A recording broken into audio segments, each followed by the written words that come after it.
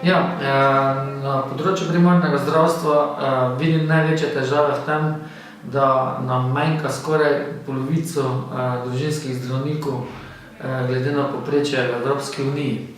Zanima me, kako bi stimulirali mlade zdravnike, da bi razmišljali o specializaciji družinske medicine, potem kako bi stimulirali zdravnike, da bi šli na podeželje, ker največje pomanjkanje družinskih zdravnikov je ravno na podeželju.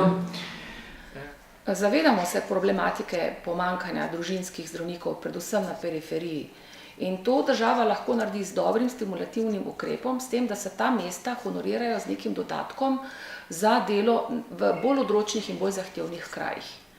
In mislim, da seveda je to, ne moramo sedaj govoriti o zneskih, ampak v principu pa lahko na tak način stimuliramo zdravnike, da bodo tudi z veseljem zasedali ta odročna delovna mesta družinskih zdravnikov.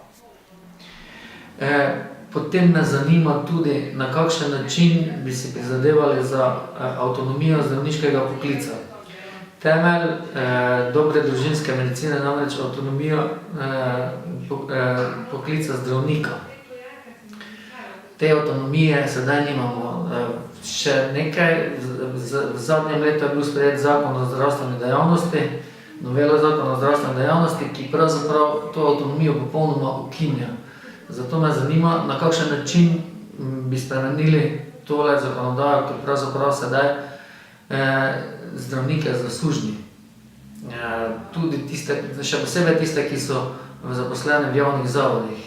Koncesionarji niti nismo tako na udaru, čeprav je sam zakon govoril, oziroma v medijih je bilo največ govora ravno o tem, da se urejajo koncesije. Ampak v resnici zakon o zdravstveni dejavnosti, tako kot je bil zdaj sprejet, omejuje zaposlene zdravnike v javnih zavodih. Kako to spremeniti? To mislim, da je temelj urejanja zdravstva v Sloveniji. Pustiti zdravnikom svobodo. Svobodo pri izbiri delodajalca, svobodo pri izbiri načina dela, svobodo pri tem, ali bo zdravnik odprl svojo lastno firmo ali se bo zaposlil pri nekom. Če te svobode ne bo, potem ni variante, da se slovensko zdravništvo spleza na zeleno vejo. Ob reformnem predlogu Slovenske demokratske stranke pravzaprav nikjer več ne govorimo o koncesionarjih. Mi govorimo o mreži, ki jo potrebujemo, in o konkurenci po deloviščih. Seveda mora biti ta mreža dobro regulirana. Zdravniški poklic je reguliran v tistem delu, ko gledamo, katere pogoje mora zdravnik za svojo avtonomnost izpolnjevati. In se strinjam, zdravniški poklic je avtonomen, odgovoren.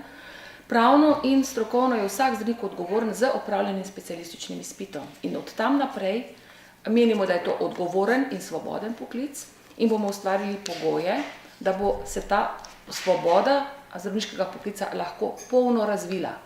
In le na ta način, ko bomo imeli, smo prepričani, zadovoljne zdravnike, bodo tudi mnogo lažje se spopadali s svojim težkim poklicem.